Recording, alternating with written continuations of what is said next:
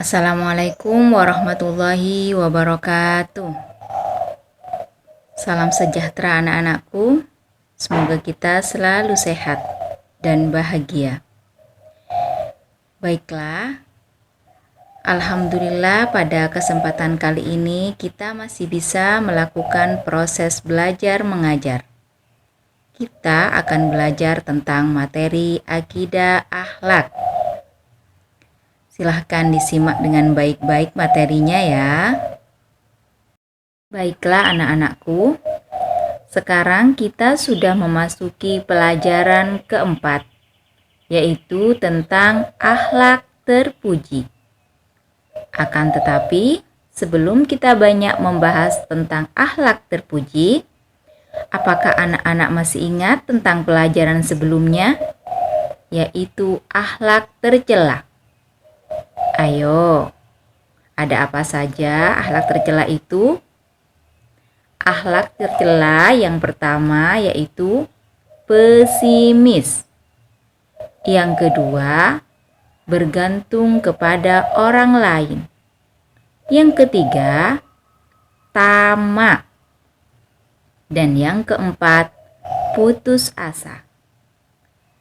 Akan tetapi, pada kesempatan kali ini, yang akan kita bahas adalah akhlak terpuji, kebalikan dari akhlak tercela.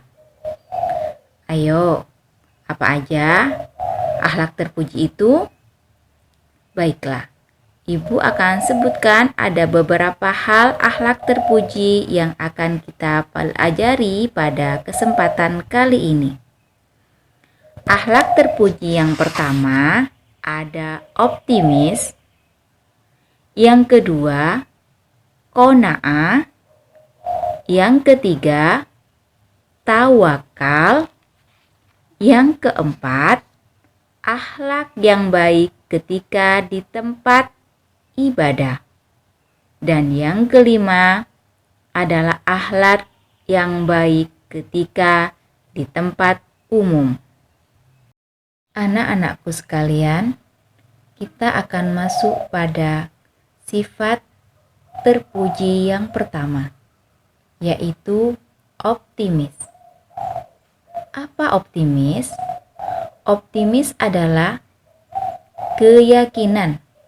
Kita yakin bahwa kita mampu melakukan sesuatu karena kita sudah mempersiapkannya.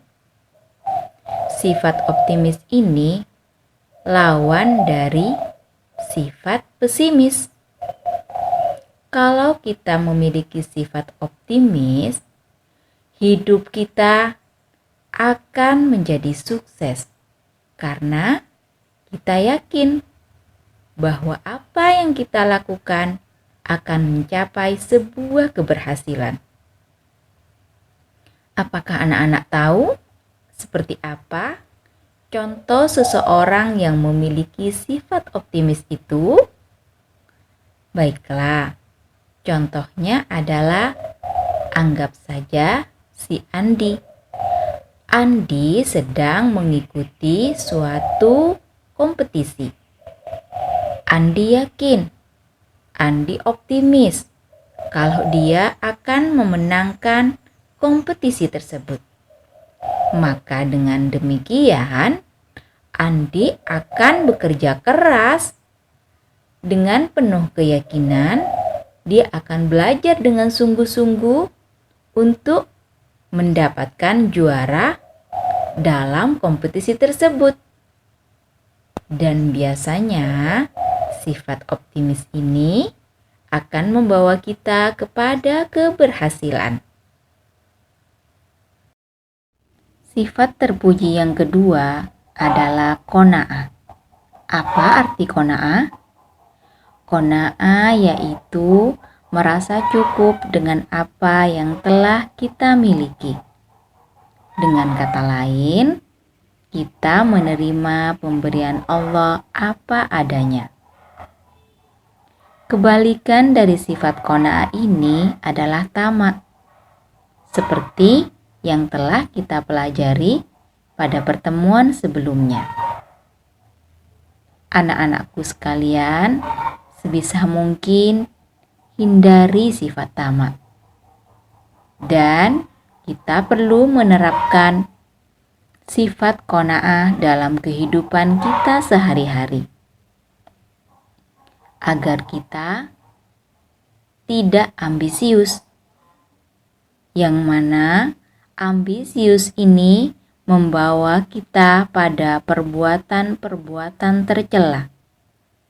Sifat ambisius bisa membuat kita menjadi koruptor, bisa membuat kita menjadi pencuri, dan lain-lain sebagainya.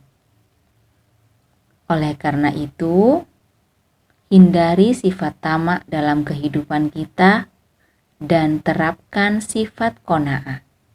Karena ketika kita memiliki sifat qanaah, hati kita akan merasa tenang karena sudah merasa cukup dengan apa yang Allah berikan pada kita. Sedangkan sifat terpuji yang ketiga yaitu tawakal. Artinya, kita menyerahkan diri terhadap ketentuan dan kepastian Allah Subhanahu wa Ta'ala. Kita sebagai manusia hanya bisa berusaha. Selebihnya adalah milik Allah. Karena Allah Maha Tahu apa yang terbaik pada kita. Contohnya,